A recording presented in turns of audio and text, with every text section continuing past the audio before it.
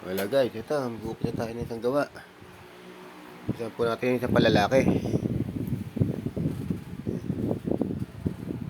Eh, bubuhos muna na tayo ng ginto. Yan, sa hulmahan. Yan, yan nakakorte na siya para madali na siyang ayusin. Yan, nabatak ko na. Hindi ko na pinakita yung pagkakabatak sa laminador. Yung pagpapahaba. Para medyo miksi-iksi tayo ng konti ng video natin. Yan. Pinoforma ko lang siya yung para yung magiging yung pagkakabaraso niya yung maiayos na siya para konting ano na lang, konti sa lugar na lang, kaya binabawasan ko na siya. Yan sa lugar ko na lang muna siya para maiayos yung kanyang baraso. Yan,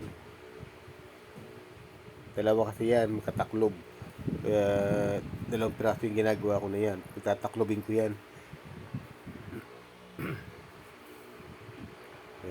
Yan, dalawa yan. Dito muna tayo sa gagawa muna tayo ng pang ibabaw. Ayan, ayayos na natin yung ibabaw kasi pinorma ko lang muna yung baraso kasi unang mayari muna yung baraso para kasi malaki kasi ng ginto niya, sakop. Kaya sinalagor ko muna yung baraso para pinagsalagaran, gagawin ko ng pang ibabaw. Kaya ganoon na nangyari. Kaya pinagkatasuhan ng baraso, yan, tinuno ko para gagawin naman natin pang ibabaw. Yan. Naiforma na natin yung forma na natin yung baraso para masukatan naman natin yung pang ibabaw. Yan. Sa lugar lang muna yan para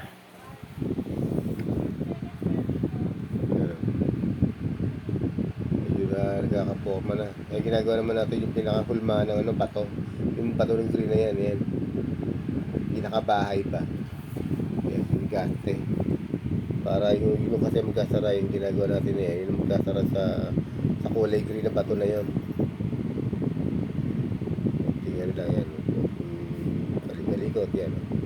Nayari natin yung pinakabahay ng gaste yan. Papato naman natin siya sa plancha na yun. Yung plancha kasi na yan ang yun ang sasalo sa green na bato sa gitna. Kaya gawa muna tayo ng plancha yan.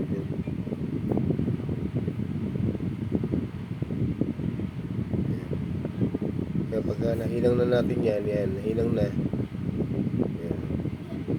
Tatanggalin naman natin yung pinakagitna yan, pinakasalo lang kasi ng yung bato yung kulay green na yan bato, pinakasalo yan. Kaya tatanggalin muna natin yung paggitna para wala naman kasing na yun, kaya kailangan tanggalin na yun, pampabigat lang yun. Kaya yan yung gitna yun, butas yun. Yan.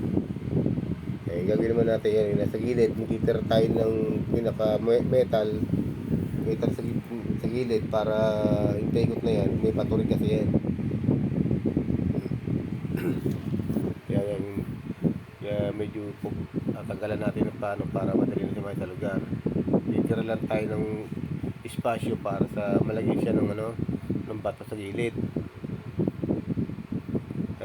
Pinapantay-pantay ko lang yung gilid para pag pinatong sa baraso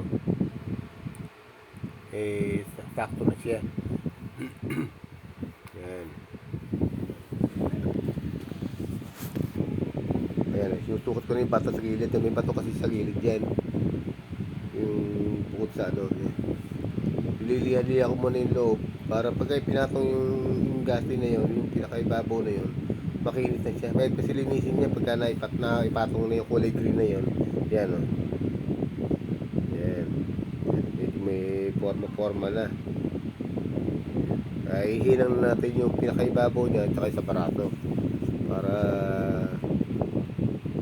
makita na natin kung paano forma ng palalaki na yan. Yan.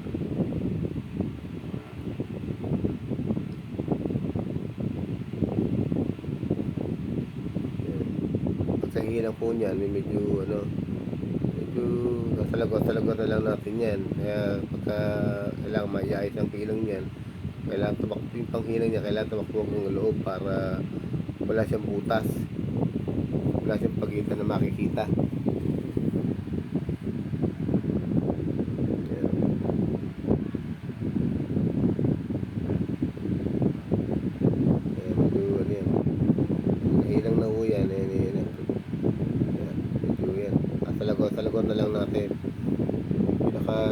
natin siya ng guhit. Yung guhit na yun, yung magiging design. Yung parang ano siya, yung tawag doon, yung bilog-bilog na pag-wet, paikot. Kasi yan ang magiging design ng singsing na yan. Yan, maganda po yan pag nangyari. Yan. Kaya hahawi-hawi ko na lang siya yung pagkakadaan ng pantili para medyo maayos ang ano niya.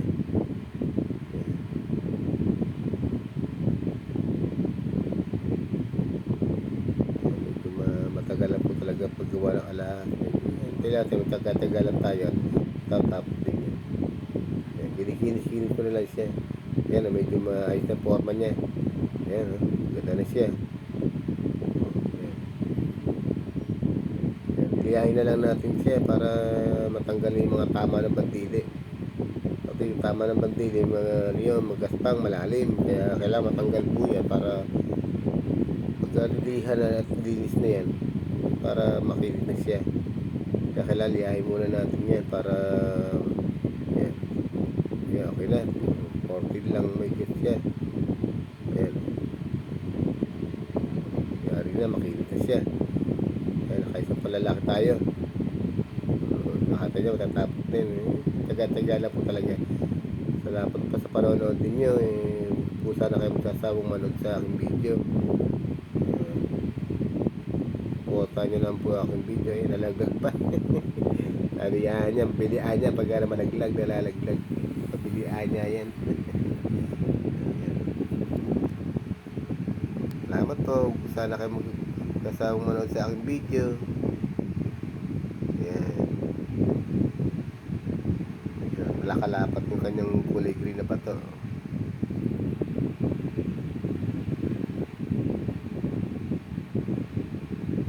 Ito po, no? Lalo pag natubog po yan, lalo po yan maganda.